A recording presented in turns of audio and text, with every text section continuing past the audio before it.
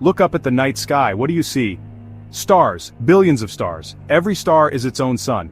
Lots of these suns have planets. What about our own Milky Way galaxy? It has hundreds of billions of stars, and there are billions of other galaxies. The universe is so big, it's so huge, it's almost too big to imagine. So now we get to the big question. The same question we've been asking for a long, long time. Are we the only thinking beings out there? Are we alone in this giant cosmic ocean?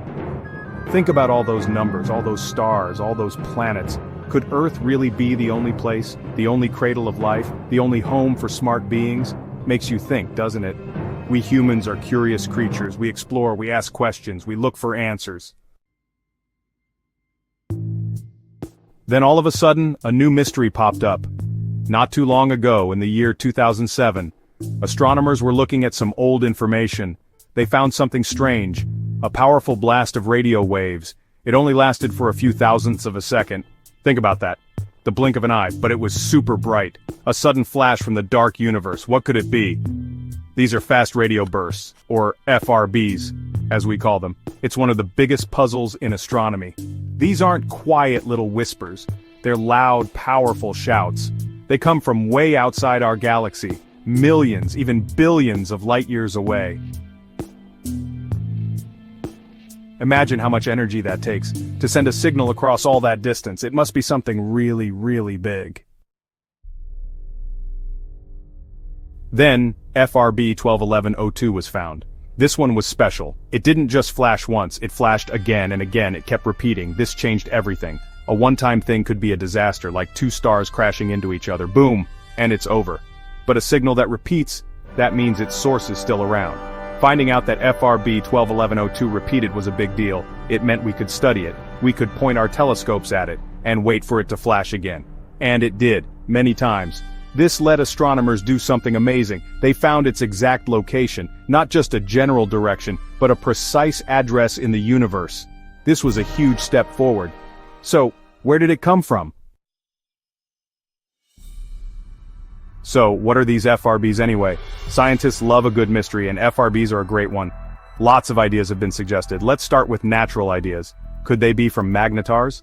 These are neutron stars, but not just any neutron stars. They have super strong magnetic fields, trillions of times stronger than Earth's. Magnetars are known for their flares, which are powerful bursts of energy. Some of these flares could be the FRBs we see. Now let's talk about the really cool part. The idea that gets everyone excited. What if these FRBs aren't natural? What if they're artificial, meaning made by other beings? Could they be signals from aliens, an advanced civilization, far, far away, trying to communicate, or maybe they're just making noise? It sounds like science fiction, but it's a possibility we can't ignore. Let's just imagine for a second. What if one of these FRBs is a message, a deliberate try to communicate? What would that even look like? How would we know? That's a really big challenge. We don't know their language, we don't know their math, we don't know their culture. It's like trying to read ancient hieroglyphs. This is where repeating FRBs get interesting, like FRB 121102, or that newer one FRB 180916.J 0158 plus 65. The study of FRBs is just getting started.